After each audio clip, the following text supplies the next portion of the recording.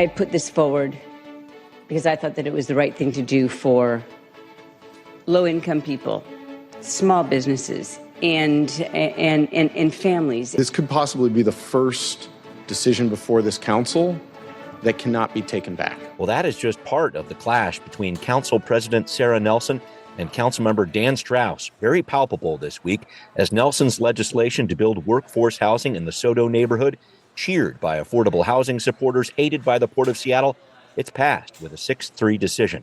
So what did we learn from this challenging choice about the council's priorities, the political standing of the port, and the resolve of the council president? Also this week, a bombshell hitting the mayor's office from a former staff member who happens to be the mayor's niece, and then another bombshell hitting Seattle Public Schools rather unexpectedly. So take cover, everybody. We're talking about this and a whole lot more this week on Seattle News, Views, and Brews, your coffee break political podcast. I'm Brian Callanan. I'm a host on Seattle Channel. The views expressed here are mine, and I'm joined by my co-host, David Croman.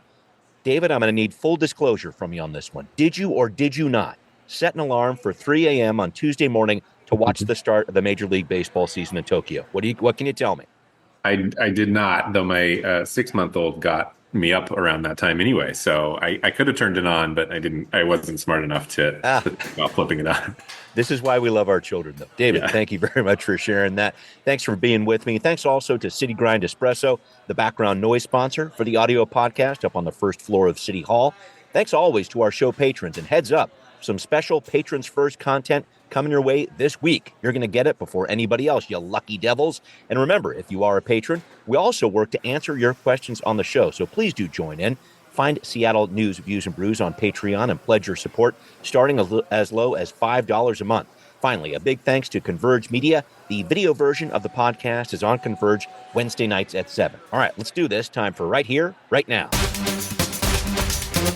Well, it took a 5+ hour meeting and plenty of amendments, but Council President Sarah Nelson's workforce housing measure to put close to 1,000 housing units in the Stadium District and SODO has passed. The final tally was 6-3. The yeses, Nelson, Moore, Rivera, Solomon, Saka, and Hollingsworth, who changed to a yes vote after a no vote in committee a few weeks ago. The noes were Strauss, who voted absolutely not on the final tally, Kettle, and Rink. David, we can get into some of the details in a second, but I wanted to frame the overall story in this way, and I saw you go down this path as you were writing about this in the Seattle Times. What was gained with this vote and what was lost or sacrificed? Because, yes, this definitely looks like a win for affordable housing, this new Makers District. A lot of people are excited about that. That's important.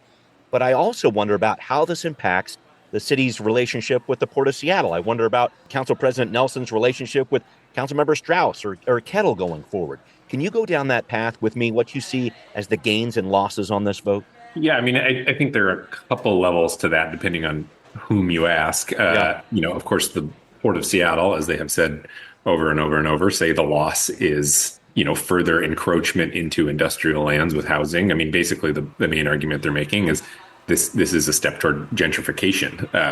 They have a lot of concerns about traffic and safety and all that, but at the end of the day, they were okay with hotels there and they are not okay with housing. And I think the kind of main reason for that is they see that people living there, they are scared, are going to represent a constituency that City Hall will have to respond to in the future. And that constituency, they fear, could be sort of anti-industry. So, that's the kind of big loss if you ask the Port of Seattle. But on a more political level, I think Council President Nelson and Councilmember Strauss's relationship was already deteriorating over the last year. And this, in frankly, fairly awkward ways, if you're watching, really push that over the brink. Watching the two of them interact is deeply uncomfortable, if we're being honest. I think, though, there is a sort of broader question. She is the face of this kind of supposedly unified moderate council that came into office. And now has two members in Strauss and Kettle sort of questioning her decision-making in this process. Kettle is a little softer around the edges when he talks about it, but nonetheless, you can tell, has been pretty forward in his opinions that he thinks this was a bad process and done in a sort of underhanded way. And so, Council President Nelson made the point to me that she thinks most elected officials are capable and good at sort of considering issues one at a time. The implication being, sure, this was a knockdown, drag out fight, but I don't anticipate that this is going to hurt in the future. I don't think the Port of Seattle would say that. Right. They are deeply hurt and feel pretty disrespected around this. So it's hard to say exactly how much sort of tangible change or barriers this puts up in the future. But if the city council's goal was to sort of be the vision of one Seattle, or not be the openly warring council, then that seems to be fading a bit. And I look also at that relationship with the port. What does that mean that after these port commissioners, one after the other, were saying this is a bad idea, this is leading towards gentrification, you take industrial lands, you can't get them back? What does that mean, that relationship being frayed, especially between the city and the port? The port and the city have to work together a lot. I'm thinking of, for example, Seattle Department of Transportation is going to build a bike lane along Elliott Way, kind of connecting the waterfront to the sculpture park. And, there was a whole debate over how that bike lane should interact with the cruise terminal there. Okay, and that's a sort of thing that needed to be worked out between the Port of Seattle and the City of Seattle. They were able to do it in sort of a civil way, and they seem to have come to a decent conclusion there. But you can imagine a scenario where if the council, or if the Port of Seattle doesn't essentially trust the City of Seattle, that issues like that could become maybe a little harder to resolve, particularly when it comes to transportation and freight movement. There are just a lot of issues where the City of Seattle and the Port of Seattle have to work together, and it hasn't always been a good relationship. Councilmember Strauss would tell you that it had improved in recent years and now is being set back. I think still at the end of the day, everybody involved has sort of specific things they're going to want to accomplish. And if that means working together, I suspect they will do it. But perhaps that level of trust that some might hope would be there has vanished a little bit. Any other takeaways from this, David? I'm just trying to look towards the future in this situation, this Makers District actually being built, and you're going to have construction workers driving by, longshoremen and whatever else. Is it going to be one of these kind of simmering things that sticks around for a while in terms of the discord that happened before this decision, or how do you look at this? Because I guess in the end, we're talking about close to 1,000 affordable housing units here, which I think some people would say is a great thing. But again, there's this animosity behind it. So I just some final thoughts on this, looking forward about how this is going to play out. I think there's a timing question because, one of the votes that they took last night was to extend the implementation date of this rezone until the end of June. Right, June 30th. So that means at the very earliest, an agreement could be signed and construction could begin sometime in July. But, while I think there is an assumption that housing there would be built eventually, I don't know how quickly that would happen. And then, of course, we look to the fall and who's up for re-election, but Council President Nelson. Not to mention, Council Member Solomon's seat too, and he was a yes vote for this. And so, you can imagine a scenario where you have two, Council Member Nelson loses, you get a new person in, and the port says, you guys went back on your word in 2023, so we don't have any problem with coming right back to the city hall and lobbying to overturn this decision. I'm sure, judging by Council Member Strauss's extensive comments last night, I don't think he would have any problem with bringing this right back up again in early 2026. I have a hard time imagining him endorsing Council President Nelson's reelection. You could see the port pushing for somebody else. So, and then there's another question too about legal challenges. I know there was a threat at one point. I don't know exactly how it would be challenged or what the legal theory would be there, but I'm sure there will be some. That could delay too. I mean, I think the port will do anything to delay this from actually beginning until next year, probably on the hopes that there's a different looking council who might be interested in kind of going back on this. Wow. So interesting to see all the possibilities here. David, thanks for breaking this down. I know we're going to have more to talk about this in the weeks and months ahead, but I did want to talk about another big story hitting the mayor's office this week, as his niece and former deputy mayor, Manisha Harrell, has spoken out about her uncle and former boss. Manisha Harrell left her position in 2023 after about a year and a half on the job. She describes the work environment as toxic, where white male advisors were in power and she was constantly snubbed. She says other women connected to the mayor's office have had a similar experience. This was a story from KUOW. They confirmed that with 6 other women, most of whom were not named in this story. David, I just wanted to get your take on this. What do you make of this revelation from Manisha Harrell? What impact do you think it might have on the mayor's reelection bid this year? I know Monisha has been a frequent I think most people who work in this space were not surprised that Monisha had critical things to say about Mayor Harrell. Okay. She left that office on not the best of terms, clearly. I think that was sort of known at the time. And, I think my sense is there was just some fairly kind of factional fights within that office where Monisha represented kind of one faction, whereas some other members of the cabinet represented another. And Monisha's side didn't really come out victorious in there. And so the relationship ended poorly. I think the fact that she went on the record with all this is certainly notable.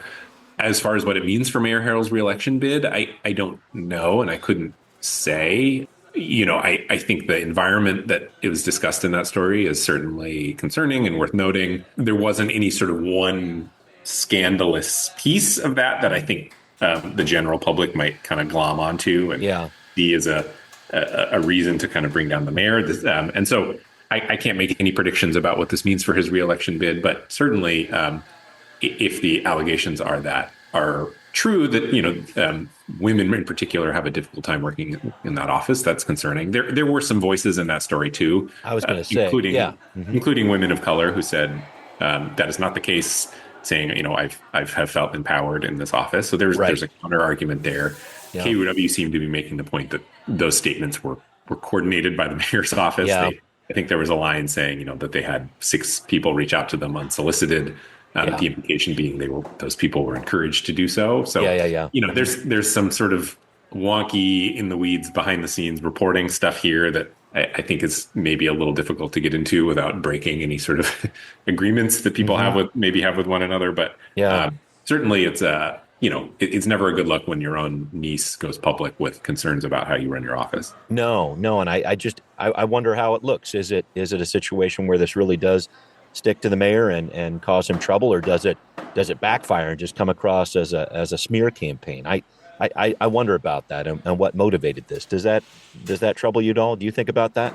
Yeah, I don't know. Again, I don't want to. I have not. This isn't my story. It's not mine either. Yeah, I didn't report it out, so I don't want to speculate too much on people's motives here or what it means. Again, this is. We've had a few mayors in a row with very tangible kind of scandals attached to them. Of course, Ed Murray, but, Jenny Durkin and her texts, these are fairly specific things. She dropped her phone in the lake, David. She dropped her phone in the lake, just telling you. Okay. These are like concrete things that we hold on to. I tend to think that sort of general feelings about environment or whether something is toxic or not toxic, it maybe, again, is a little hard for readers to keep in their mind. And so again, if I'm making predictions, I don't think this has the staying power of, say, a mayor deleting texts from a very important time in the city's history. But again, this is an election year. I think there's going to probably be more things that come out as people, because this is when the gloves come off. People are running for this office. I imagine that there's going to be more little chinks in the armor of Mayor Harrell, who I think a lot of people had seen as sort of inevitable to be reelected. Right. But enough of these stories and that inevitability starts to crumble a little bit. Yeah, we will see what happens in the months ahead. This is a very interesting election cycle already. And shoot, we're only in March here. All right, well, up next, an update on Sound Transit and how the city of Seattle can maybe, I'm laying a big air quote on maybe there, speed up the process of bringing light rail to West Seattle and Ballard. We'll take a look at what the city is considering coming up on Now Hear This. The Seattle City Council's Transportation Committee met on Tuesday morning to discuss ways to speed up construction for light rail with the planned extensions for West Seattle and Ballard. Time is money for Sound Transit, as explained by the agency's Executive Director of Capital Delivery, Brad Owen, when he was asked by Council Transportation Committee Chair Rob Saka about the current projected cost of the West Seattle extension versus the original cost projection. Our current estimate that we have is roughly 6.8 to 7.2, I believe, is what we've reported to our board. In the financial plan... Billion? Yes, billion. Apologize. 6.8 to 7.4 billion. And in the financial plan that we have, the allocated funding is 4.1. Yeah, 7+ billion versus 4.1, which voters approved there's a big difference there, and there's some concerns about this. But David, I just wanted to get to this because I like the idea of speeding up the construction of these mega projects by streamlining the permitting process. I live in West Seattle. Sounds really great to me. And we're talking about construction supposed to begin for West Seattle's extension in 2027, which is not that far away. But I was just trying to get to it. How much will a sped up permit process really affect the timeline for Sound Transit and the budget here, do you think? I don't know exactly. I do know that it's the line about I will work to speed up Sound Transit projects was a near universal one on the campaign trail. It's sort of in the realm of I'm going to build 1,000 homes, something that is said every campaign trail and almost never followed through on. Sure. What the city can do. I'm sure there are permitting reviews that they could streamline, but sure. We're talking about decade-long projects here. Sound Transit's recent history has suggested that their timelines are going to slip, and their budgets are going to slip anyway. And so, I think it'll be difficult to prove whether the city of Seattle can truncate time, because I think the chances of there being additional delays for other reasons down transit are highly likely. So, who's to say that if they have a year delay, it wouldn't have been 2 years delay. Okay. Seattle hadn't stepped in. I don't know. I think, I guess at a project at this level, I'm a little skeptical that it's the permitting that is really the big holdup here. I think it's really just that big construction projects generally have been really difficult since probably 2021. You see this at the state level. Everything's more expensive and taking longer. A lot of reasons for that. But, whether to the extent that City of Seattle permitting is a barrier, I don't doubt that they could clear some of that away. But I guess I'm color me skeptical that that's going to really get us to lay rail. I guess I hear that too, because I'm looking at that $3 billion gap between what was originally projected and what they're talking about now, and then the possibility of tariffs on steel, et cetera, maybe bumping that cost up even higher. I mean, we're talking about a lot of money here. I did want to touch on one last thing here, because I guess in the back of my mind, one concern I would have about speeding up this process comes from businesses who would get displaced during light rail construction. Heard from some of them this week who were testifying in front of the Seattle City Council. And I've heard from some of these businesses in the West Seattle area. They're concerned that the amount they're being reimbursed doesn't begin to cover the actual cost of relocation. I guess my question there is, if there is a push to speed things up, how do you think that affects businesses who are really looking for some fair compensation out of this? Yeah, I don't know. I don't know if those two things are necessarily related, but I will say that I think these businesses have good faith concerns, because if I'm thinking of the same businesses, it's like the preschool there, and a few other businesses, and there's not a lot of way around that. I mean, it's going to have to go that Sound direction. Transit puts a station there, they will be displaced, and I also don't doubt that the reimbursements being offered is actually going to be quite a bit less than what they would really need to move. I talked to them when I was a transportation reporter about this too. So I don't think they're being hyperbolic necessarily that this would be quite bad for their business. The larger question, though, is when you're building a transit system like this in a city that is already as built out as Seattle, how does this compare to the other options, which are, put it in neighborhoods, frankly, and then you're booting people from you're booting people from the homes that they live in. Sure. Or you don't do it at all, in which case you're not delivering on the promise. So, again, I'm highly sympathetic to these businesses. And also, it is kind of the reality of the situation that if you're doing a project of this scale in a city like Seattle, there are going to be some losers, frankly. Yeah, no, that's a challenge in looking at it. I do appreciate what you're saying, though. I think a lot of those businesses have concerns about this, and they are hoping that in this sped up process, their voices are still heard. So I think that's definitely come front and center here. And I did want to add one quick land use note here. The committee overseeing the comprehensive plan for the city council is meeting this week to figure out how to put the state's missing middle housing requirements into place. we've touched on this earlier. These are requirements to add density. So this would be before the final comp plan is put together. They're going to be working on that this week. We've touched on this in the podcast, and we will keep you posted. But I did want to talk about another big headline this week. Seattle Public Schools Superintendent Brent Jones leaving his job in the fall of this year, as reported in the Seattle Times. This after a tumultuous 4 years on the job and just a month after he got a one-year contract extension to stay on the job through June 2027. Jones says he is going to renegotiate the next teacher's contract, which is up in August, then have his last day September 3rd. His wife apparently got a vice chancellor job at a college in California. Jones himself reportedly does not have another job just yet. And David, I know we don't follow school issues that often, but here we are talking about, once again, a search for a superintendent, the fourth superintendent of Seattle Public Schools since 2014.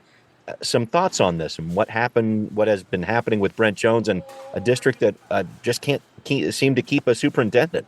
Yeah, I mean, it doesn't surprise me. I mean, actually, honestly, the thing that surprised me more is that he was here for 4 Stuck years. Around that long. Yeah, okay. Because I can't remember the name of the woman before him, but she was Denise. She was there much shorter than he was, if I recall. Yeah. It's a bad job right now. It's not a good job because the job right now is to figure out how to cut huge amounts of money from Seattle Public Schools. And I would imagine that most people working in this job got in because they want to help public schools grow.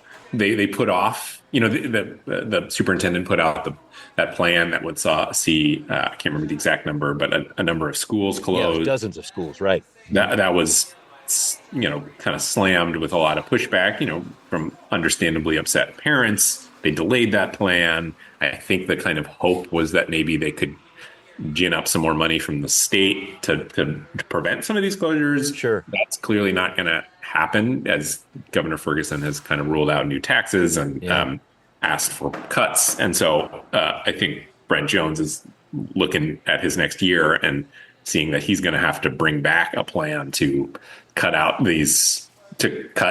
a huge amount of money. I think probably in his estimation, that's going to include closing schools. And frankly, who can blame him for not wanting to be the face of that? Yeah, I suppose Denise Janot was the name that I was trying to think of earlier there. Yeah, I guess that's the thing I see too. We're still talking about a budget hole for Seattle Public Schools that's somewhere around $100 million. That stayed pretty constant over the past year, even after all the work that Jones has put in. I mean, does the school closure plan, I guess it has to come back at some point, but there was so much pushback against it from parents there. Where does this leave Seattle Public Schools for the school year ahead, I guess? This is an unsettled time for them. Yeah, you would think it probably comes back in some form, although, it's also worth noting that wasn't going to close the gap. That was right, not completely, right. And so they would have had to go deeper. So again, without more money from the state, there's not a lot of great options for public schools. And it sort of just leaves school closures and layoffs, which again, if you were somebody who spent your life in public schools and working your way to the position of superintendent, only to find that you need to start firing teachers, that's a tough job. It sure is, and I'm really interested to see how he handles these contract negotiations later on this fall. All right, well, up next, if it's too loud, you're too old? No, if it's too loud, you may be entitled to get some hearing protection at the next concert you go to. What in the name of rock and roll is going on here? We're going to take a closer look coming up on What's Next.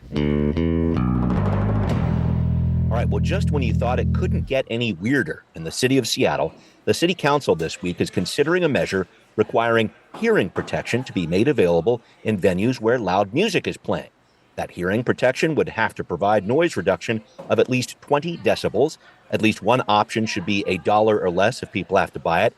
The council's report on this says nearly 1 in 4 U.S. adults aged 20 to 69 show evidence of noise-induced hearing loss. And venues in this situation, as we're seeing it lay out in front of the council, would get 30 days to comply. Then it's a $50 citation for each week of non-compliance after that. David, I just wanted your take on this. Are we talking about the noise police here? What the heck is happening? Yeah, this is from Councilmember Strauss, who I guess I'll note that yesterday before the SODO vote, one of his complaints about the process was that it was taking away from other bigger priorities in City Hall. And I guess one of those priorities is mandating earplugs be sold in music venues. Yeah. He called it a good little bill. I guess I don't know exactly what to make of this. I guess I will say though that in some ways there are no such thing as little bills Yeah. in City Hall. Everything that they pass has to, go through legal review. I was going to say, yeah. You have to come up with some kind of enforcement mechanism. So, okay, you're going to fine them $50 for not selling earplugs. Are you going to hire people to check that? Yeah. Is this an Office of Labor standard? There's just questions to every sort of new rule. And so it's just kind of an interesting situation where, are enough city council people going to be on the record opposing ear protection? I don't know. Right. At the same time, if I had to read their minds, I would imagine that most of them are probably not super enthusiastic to be spending time on requiring earplug sales. I don't know.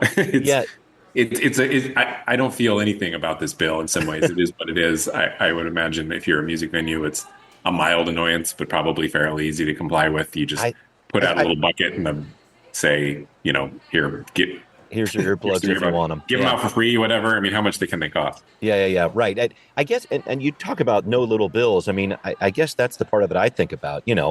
Does it open these different venues to some sort of litigation or something like that if they don't provide hearing? That's the kind of path I would start to go down with this night. Right. If I go to a heavy metal concert at SODO and I don't wear earplugs, and then I'm diagnosed with tinnitus, and can I sue the venue because they didn't have earplugs for me? Right. Again, I mean, there are implications even to non-binding resolutions. Yeah, that there is a process there and implications to them. And when you're talking about putting new laws in the books, there is always a process. I mean, and there are questions that flow from that. Even if the effect, which is you have to sell. I mean, how much can earplugs cost? A nickel, and you have to sell $1. I mean, this is an easy thing on its surface, but there are considerations. Of course. I guess just wrapping up with you on this one, David, I think about the many concerts that I went to as a lad, and I was not in search of hearing protection. In fact, I was trying to get as close as I could to the stage and the huge speakers so I could get as blown away as possible. Loudest music concert you ever went to? What do you got? Oh, that's easy actually. Animal Collective when I was in college. Awesome. They're sort of a noise band, a lot of electronic sounds. Not only was it loud, but it was piercing, and I like that band a lot. But it was difficult to enjoy the concert. I've never been to a concert that loud. Oh wow! What was the venue? It was the road. It was in Portland. I don't remember the name of that. It's one of Portland's less vaunted venues. It's not, the sound there is not great. I can't remember what it's called. It's just on the edge of the Chinatown in Portland. But it was not a great venue. It's sort of Portland's version of the old Crocodile. There you go. Yeah, kind of a cavernous, echoey room. It was kind of unpleasant. It was so loud, David's mind was blown. He can't even remember where he was. I love it. Mine, I'm throwing it back old school. This was probably 90. Where was I? 96, I think. Irvine Meadows, AC/DC, down in Southern California. Man alive. Couldn't hear for at least a day after that, and loved it. But yes, hearing loss is real, and we'll see what the city of Seattle does about it. Well, David, good to see you. Good to hear you as always. And thanks to everybody who is listening to Seattle News, Views, and Brews, where you can always find out what's brewing in local politics. Thanks again to patrons who support the show. If you're not a patron, please do support the show, wouldn't you? For just $5 a month on Patreon would be greatly appreciated, $5 or more. You can hear us on Apple, Spotify, wherever you listen. Thanks also for watching on Converge Media. We will see you next time. Seattle News, Views, and Brews is an independent production of Callanan Media Services. Copyright 2025.